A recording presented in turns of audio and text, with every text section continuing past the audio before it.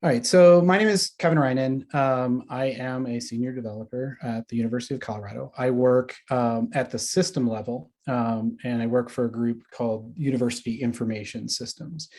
And I had been dedicated to the Office of Digital Education that runs CU Online up until recently, and now I'm potentially working on other projects.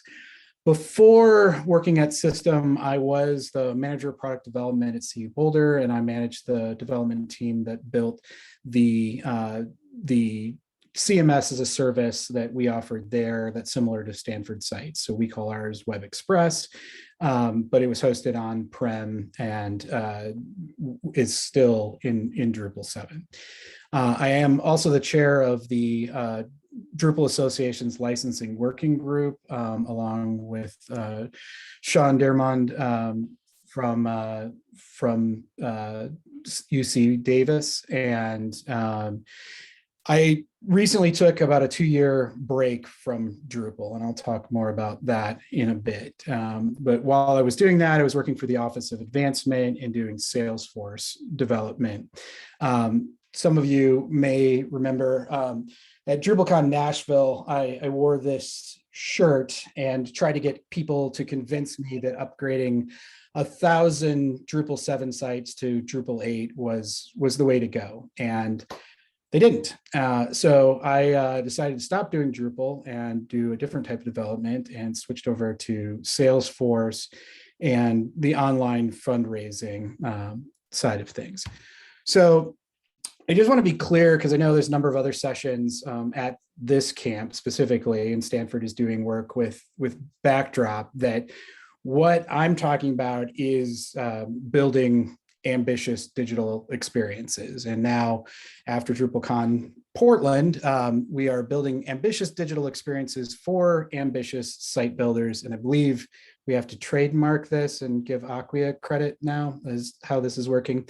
But what we're doing isn't for everyone. Not everyone needs this level of complexity, and there's reasons for why we're building something this complex.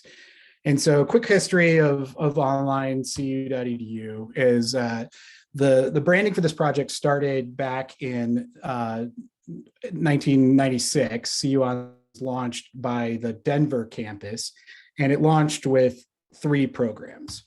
And so in 2006, the Anschutz, the medical campus of CU, was named and became an independent entity. And so CU Online then represented both programs from CU Denver and Anschutz. And it started with just 3 programs at Denver. I don't know how many programs were in the managed through that program in 2006. But in 2015, I got involved in this, and the system asked my group, when I was still at the Boulder campus, to build a site that pulled the courses and programs from Oracle Campus Solutions in to display them as a catalog on a website called connect.cu.edu. And so that site represented all 4 campuses. And for a while, those 2 sites were operating, one for CU Online for 2 campuses and connect.cu.edu representing 4 campuses. In 2019, we hired a new president for the University of Colorado system, and it was Mark Kennedy, the former senator from Minnesota, and he came with a lot of big ideas. And one of his ideas was to create a 5th campus that would be 100% online and compete with CSU Global. That's the online offering from Colorado State University. And so the Office of Digital Education was formed at the system level, and resources started shifting from Denver to system. And those of you who have worked in higher ed for a while know how popular it is to suck resources from a campus into the system level. So there's a lot of controversy related to that, and I'll talk a bit about that later. But at this point, there are 70 degrees and certifications being represented from all 4 campuses.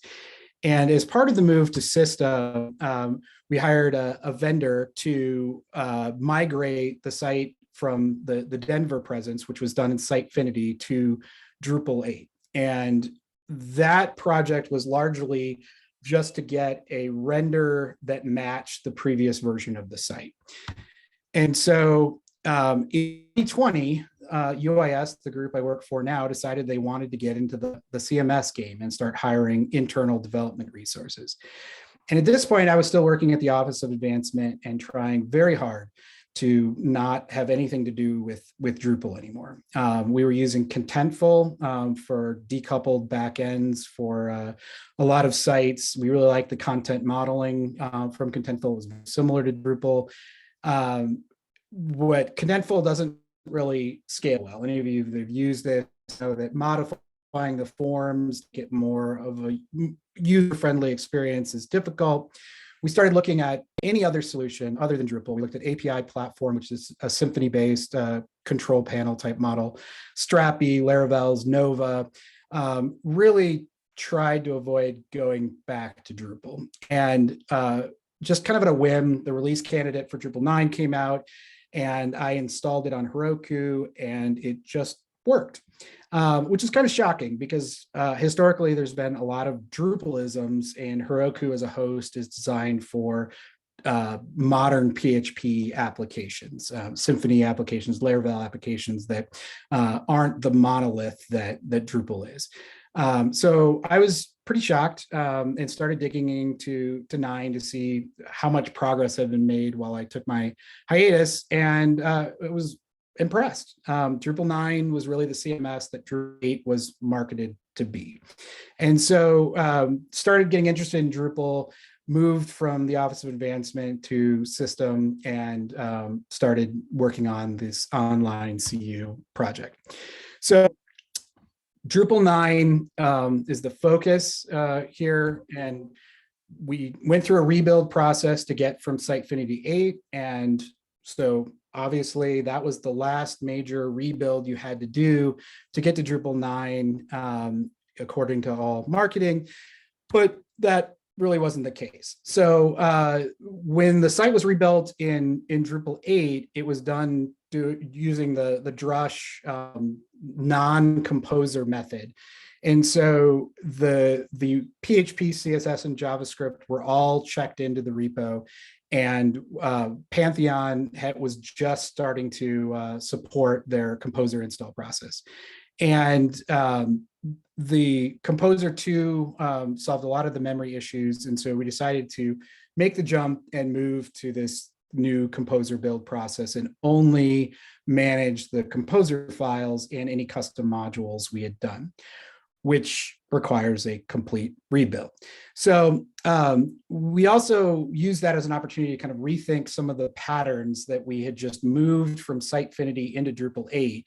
And one of those was asking why there were so many forms. So as well as why the forms weren't consistent. So at this time, there were more than 100 forms, and there were just as many form handlers in Pardot, if not more. So that was a lot. And the reason is because from 1996 to 2020, the people managing the site used the same process every time they launched a new program, which was to create the program, create the form, create the Pardot handler. And then if they were lucky and remembered to go back and add the form to any of the hierarchical forms, that was great. When programs were ended, it was great if they remembered to go back and remove them from all the forms they had added them to, as well as update all of the forms anytime a program name changed. And any of you that have ever worked with this much data know that trying to manually manage that much information is not going to work out very well. It wasn't scaling. There were a lot of issues with data consistency between all these forms. And so we started looking at ways to do this differently. And University Information Systems likes to say that the value we bring to CU isn't the products or services that we support, but the solutions we build with them. And so these are some of the building blocks from our service catalog that we used in this solution. I wish I could say that to kick off this project, we sat down and drew this on a whiteboard and then went and built it. built it, but that's not really what happened. This is a whiteboard diagram that a vendor, Collegius, created to insert themselves at the very end of they were working on the prospect clearinghouse side of this.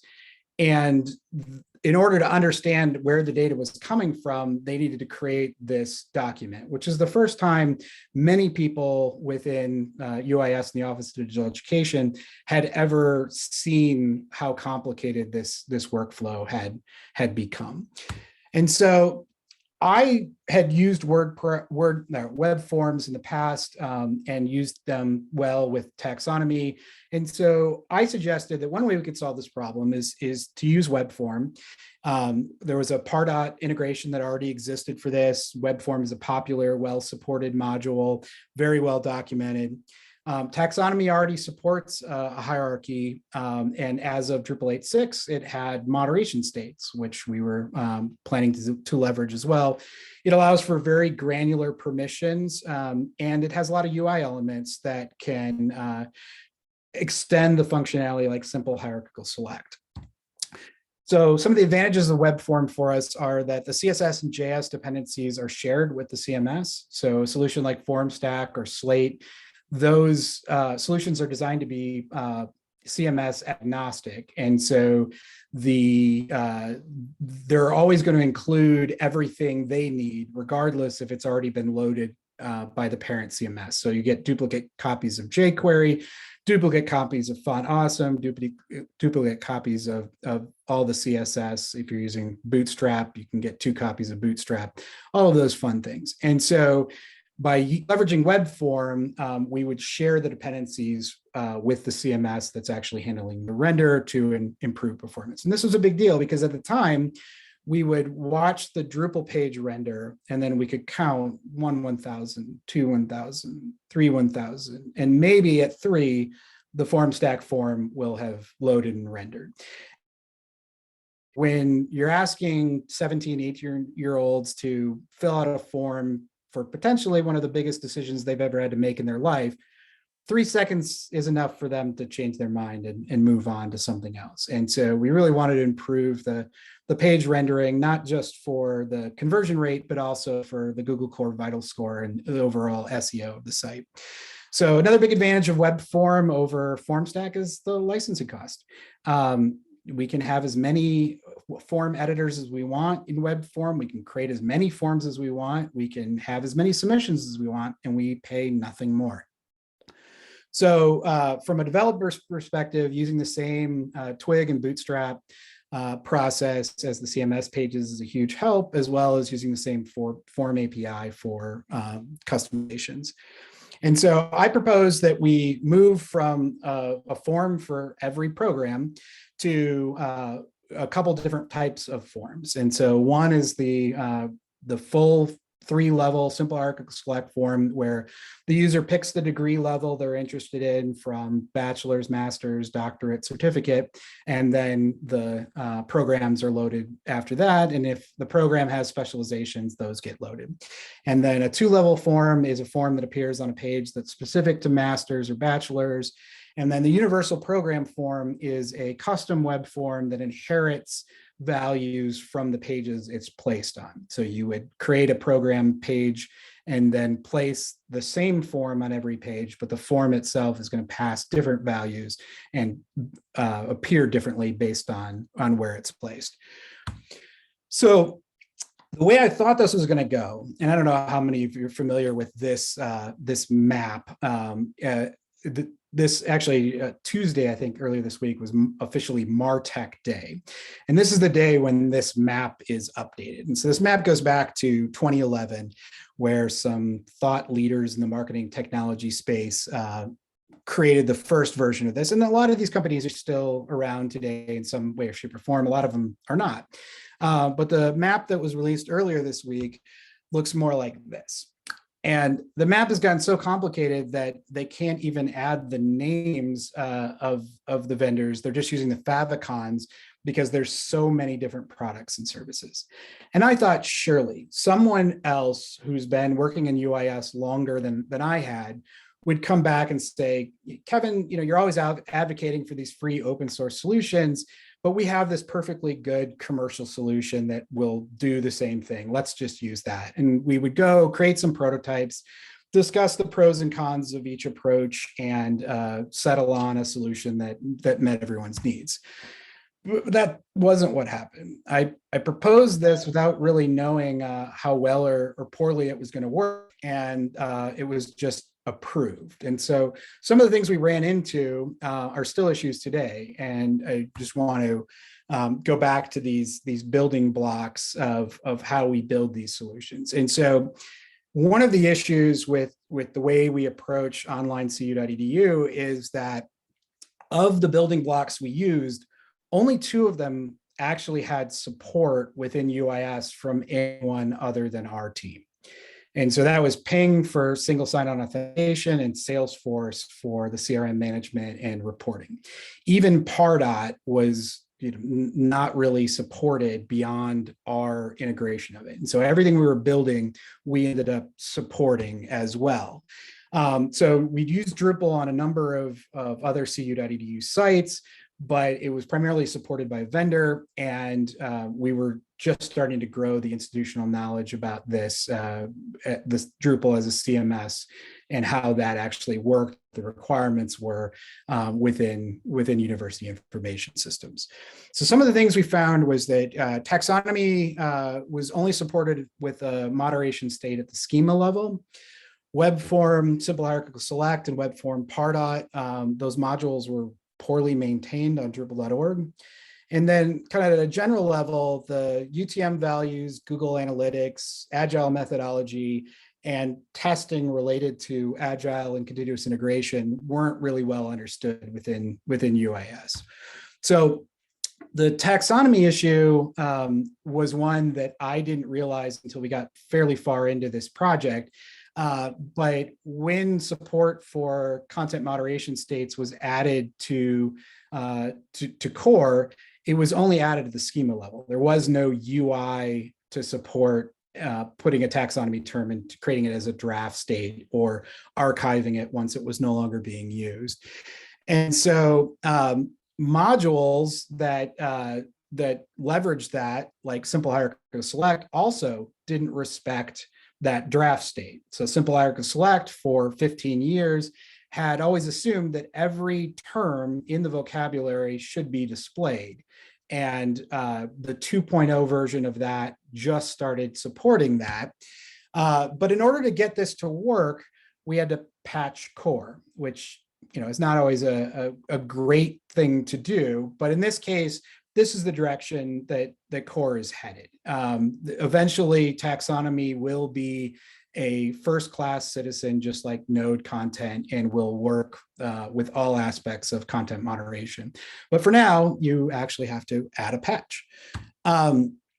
So patching core, brings up the issue that the modules that are then leveraging this functionality would need to know that change is coming, which they didn't. And so the solution to these modules not being well maintained is I now maintain them. So we tried to get other people to do the work, getting things upgraded for Drupal 9, getting compatibility with simple hierarchical select 2, and that really went nowhere for several months. And so the solution was that I now do the work.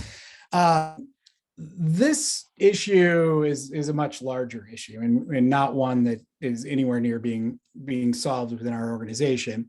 The biggest issue is that as a Drupal developer, there wasn't really a whole lot of understanding of what I actually did when I started at UIS. There was this assumption that I built websites, and I can build your website for you completely, but why use a content moderation system to do that? As a Drupal developer, I'm really building an application that allows a subject matter expert to build the site themselves, or more accurately, in this case, we're building a custom application that just happens to have a web interface. And so our projects are a combination of code, content, and design.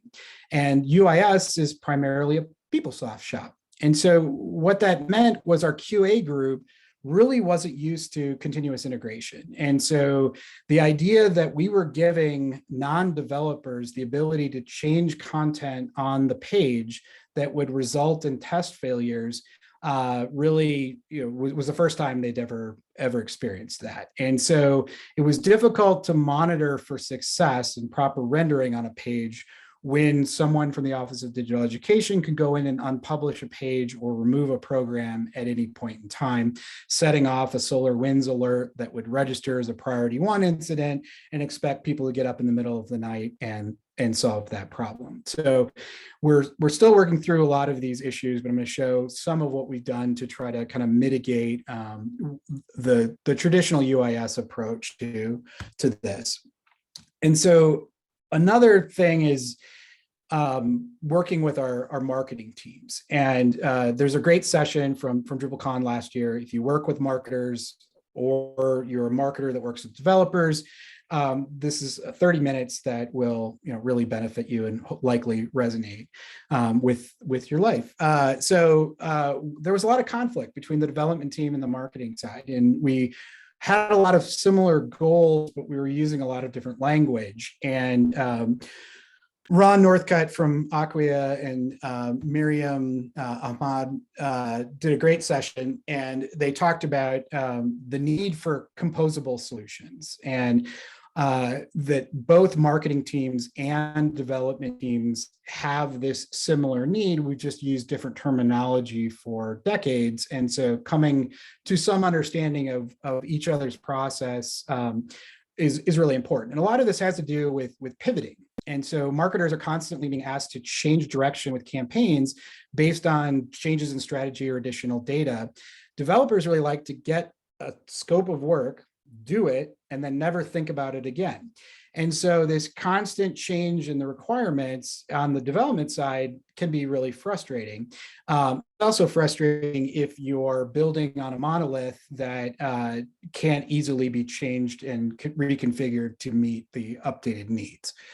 And so Gartner has been, using this composable terminology quite a bit, and they did a keynote back in 2020 about the future of business is composable. And the way they define composable is that the composable businesses mean creating an organization made from interchangeable building blocks, which is great. I know everyone loves Legos, but they took it a little further and broke it out to composable thinking, which is really loosely defined as anything that keeps you from losing your creativity. And they go on to say that anything is composable, which really, doesn't mean anything then. But they define composable business architecture, which this is something that really resonates with me in higher ed, which is ensures the organization is built to be flexible and resilient. It's all about structure and purpose. And in higher ed, that's difficult. I'm sure none of you have ever dealt with silos of data and ownership of projects, where bringing a team together from diverse disciplines to move a project forward is very difficult. So most of us are more familiar with composable technologies, and Gartner defines that as tools for today and tomorrow. They are the pieces and parts and what connects all of them together. So it's not only just the pieces and parts, but the things that connect it all together, which really means it's everything, I guess. Again, so what Ron and Miriam get to, just to save you 28 minutes of time, is that both marketing teams and development teams need this approach in order to be successful in a modern marketing project. So we're back to these, building blocks. Like, what are we using to build these solutions, and how do we pull it all together so that it makes sense, that it achieves the goals, is stable, but still flexible enough to change as needed? And so we developed a pretty complicated process. I'm not going to get into every step here, but I'm going to show how testing plays into some of this, and how we're using different testing methodologies at different levels, and how that is only really possible because of Composer, because of the way we're building the site, we're able to do these different types of tests at different levels and build the same application over and over again the same way. And so, so there's that graphic I just showed is in the wiki for our upstream project, which you can get from GitHub. It's all publicly available. I do want to shout out to Paul from UT Austin and Ryan from Centuro, the Kickstart project. They're habitual contributors. I've borrowed so much from what UT Austin has done with their Pantheon implementation, and Ryan and the Commerce Kickstart really kind of laid the foundation for a lot of the ways I've thought about this. But I also wanted to thank Irina, which most of you know. She and I just met in person at DrupalCon Portland. We met virtually as everyone was fully remote and virtual for conferences for several years. But she really changed my thinking about Drupal only being a developer framework and kind of ignoring the site builder for so long. And so we've tried really hard to build a solution where the site builder is actually in control and simplify a lot of the complexities along the way. And Webform definitely helps with that. All right, so it's demo time, and I made sure to include pictures of my kids because I was gone all last week in Portland, and so they were looking over my shoulder the whole time I was creating this. So let me get out of presentation mode here and start going through some of this. All right. So the first thing I want to show is what taxonomy looks like with content or the custom UIs we built for taxonomy. So taxonomy out of the box, just looks like a hierarchical list. And I'm demoing this on a just standard Pantheon multi-dev instance that's just had all of the web form submissions and personal identifiable information stripped out of it. But this is the exact code and configuration that we're running in production. And so this interface works really well until it starts paginating, and then trying to maintain a large hierarchical list in here gets pretty complicated. Just use views and created something that was more spreadsheet-like for non-technical, less technical users to manage the metadata about the programs themselves. And so this is what drives the web form options. And with the patch applied, we're able to, normally you wouldn't see taxonomy terms in this content moderation interface, but the patch exposes this and allows you to select which taxonomies actually have states associated to them. And we do a lot of kind of more advanced cookie usage than the average Drupal site.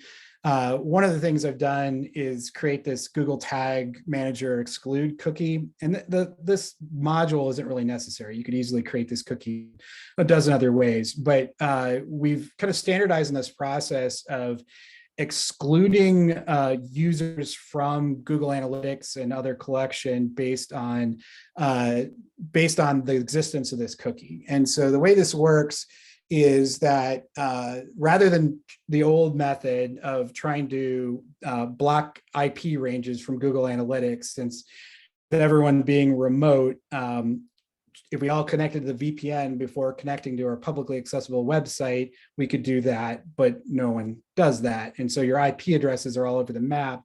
We don't know whether you're going to be in your house or traveling.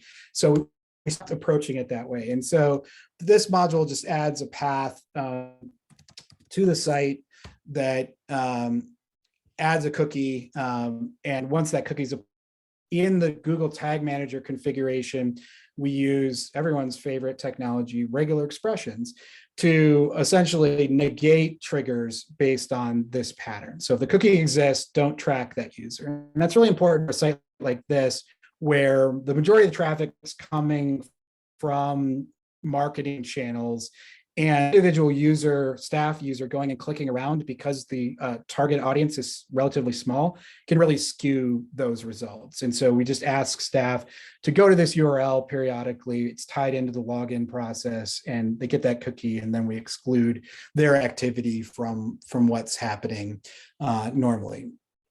And so I do want to show how we're, so in the URL I have here, I'll just do it again, but we do a process of converting UTM values to cookies. So Google captures that automatically with Google Analytics, but they do it based on session. And it's not entirely clear how long those sessions last. That's part of Google's secret sauce. But there's also a lot of technologies at the user level to try to circumvent that type of targeting. Google Analytics 4 is going to change this as well. And so what we do, if there's UTM values in the URL, in the query string of the URL as the user comes to the site, we convert those into cookies and keep those for 30 days. And then in the web form itself, we'll just look at the cookies first. And so there is a bit of special sauce naming convention to get this to work on Pantheon, because Pantheon uses a specific Fastly configuration for most of the sites hosted on there. You have to use this this naming convention to be able to access those cookies from PHP. And what we do is we take those cookie values and we stick them into hidden form values when the user submits the form. And so we do the traditional Pardot first touch tracking as well. And Pardot has its own method for handling UTM values and crediting leads, that type of thing. But we want to know not only where did you come from for the first time you came to the site, but what marketing activity caused you to actually convert to fill out the RFI form. And so we just have some custom code that's taking those cookies values and populating these hidden web form values that gets that to work. And so the other thing we've done is, well, I might just delete the cookie and then I'll reset it here. We use a similar process for actually testing. And so if you've worked with Pardot, up until recently, you couldn't get a Pardot sandbox. Now you can with the advanced ultimate, whatever the latest Salesforce branding is, level plans. But in order to use that, you'd also have to have that Pardot sandbox tied to a Salesforce sandbox. You have to mirror the configuration between both of those. And it's complicated. So rather than do that, we've developed a way to, right now I have this web form testing lightly written below the form. Now that I deleted that cookie, if I go back to the form, I don't have that value. And if I look at the hidden form fields, there's this assigned to field. And so what we've done is use the same method as that GTM exclude to have a path that allows people to set the browser into a testing mode. So when that cookie exists, we see an indication in the form, and then we pass this assigned to value as test record. And what that does is allow us to fully test the end-to-end integration with Pardot, with the exception of that request for information being routed to the call center. So normally if you fill out this form within a few hours, someone is going to call you and try to convince you to enroll at the University of Colorado. We want to be able to test our production Pardot instance and the fact the end-to-end integration is still working. And so this allows us to do that. These test submissions are purged nightly, so we're not accumulating hundreds of tests. And the reason why that's really important is because we're leveraging Pingdom to use this end-to-end request. And I don't know how many of you have worked with this this part of Pingdom. Pingdom was acquired by SolarWinds a few years ago and has since added, can I not move this into the other window? I cannot seem to get my, I'm gonna have to reopen that or just switch the screen I'm sharing. Or I can, here, I'm just gonna switch this. Oh no, I don't have this Pingdom screen capture on there. All right, I'm gonna stop sharing and reshare a second here because I can't move my screen recorder between screens. So bear with me 1 second. And all right, are you guys seeing the transaction recorder now? So Pingdom typically was just uptime monitoring, just pinged a page. If it returned to 200, that was good. But since the SolarWinds acquisition, they've started pushing down some of the SolarWinds functionality you have in the more expensive projects like web performance monitoring. And you have the ability to use this web transaction recorder to build transaction tests, or advanced tests is what they call them. And so the way this works is really easy. It's not as fully functional as a Selenium test or Behat, Cypress, those types of things, but it's very easy for a non-developer to create the test. And so because of the way we generate the cookies, we can actually utilize that here as well. So I'm going to set this as a test step. Of course, it's not running now. Let's see if I hit record. Okay, good. And so as I navigate through the site, it's recording the different steps. As I fill out the form, oh, is this not record? There we go. No, it's not going to let me. So I'm recording a recording, and there's some sort of conflict here, so I can't actually interact with my test. So anyway, this portion of the transaction recorder just allows anyone to walk through a process. Because we're setting that cookie, the cookie shows up in here as well. Let me try quitting this and restarting that. See if I do launch them in order, if it'll actually allow me to record it again.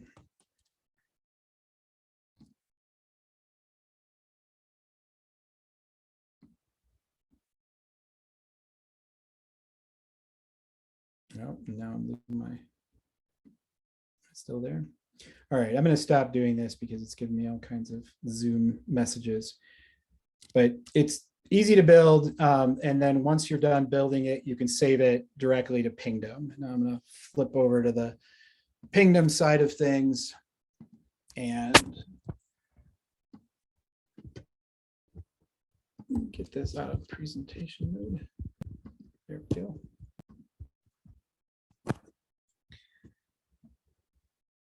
So the way this looks in Pingdom, so there's two different types of tests. There's the screen recording, which I wasn't able to demo because I can't record my screen twice, evidently.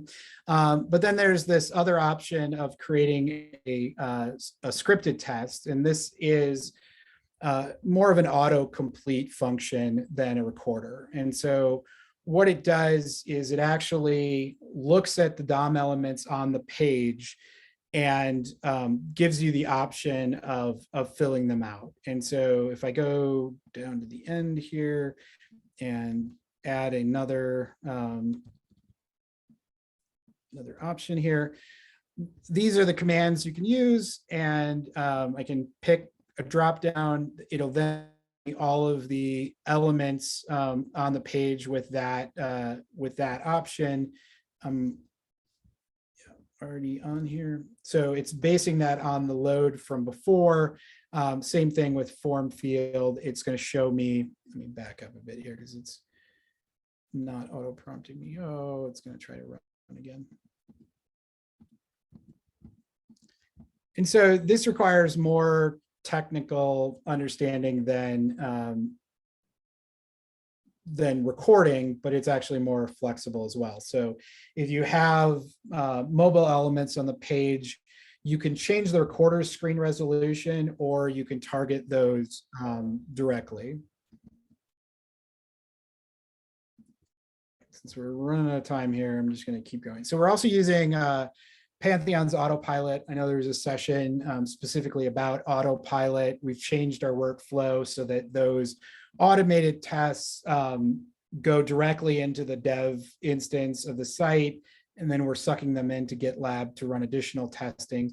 We're still running into issues with white space, false negatives on the visual regression testing, but it is running and applying the majority of our updates. So just this morning, it applied an update to content moderation notifications and the SendGrid SMTP API that haven't been applied to this multi-dev that I spun up yesterday.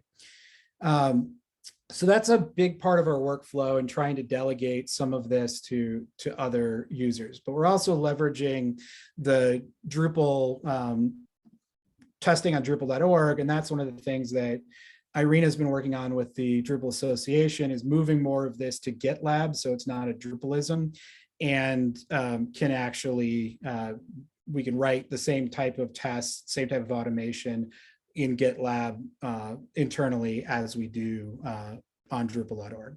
And so we have different testing at different levels. We're trying to push more things to Drupal.org, doing the end-to-end integration testing, trying to keep the number of forms that we build to a minimum, and then use automation to inherit the content from the taxonomy itself. So that's really, let me just double check here. I have, yeah, so I created screenshots for things I wanted to demo just in case I couldn't demo them. All right, so questions. I don't know. I'm going to stop sharing here. I don't know what questions anyone has. I know I went through a lot of stuff really quickly, but happy to answer whatever questions people have.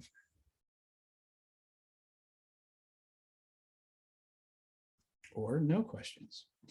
So I'm not sure exactly what the process to share slides are, but I will get this deck out there as soon as I figure that out. But yeah, well, thanks for listening. And if you do end up running into similar issues or want to use any of these modules, have any questions, I'm really easy to find on Drupal. Thanks you so much, Kevin. It was fascinating. All right, I'll talk to you guys soon. All right. Thanks everyone for joining.